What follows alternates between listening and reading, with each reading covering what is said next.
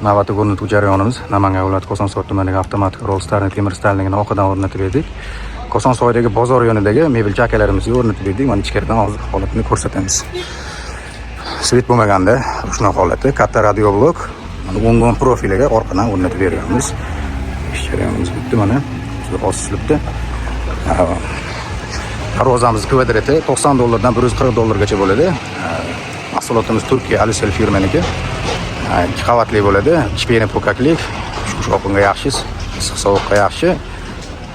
Kraskasi o'chmaydi, ko'chmaydi. Mana ish jarayonimiz bitti. Akamizga mana pultini topshiryapmiz. Aka, ikkovimiz ishimiz haqida ijtimoiy tarmoq orqali buyruqlar berdik. Xudo xolasa, aytilgan vaqtda kelib o'rnatib berishdi. Sizlarga bo'lsin.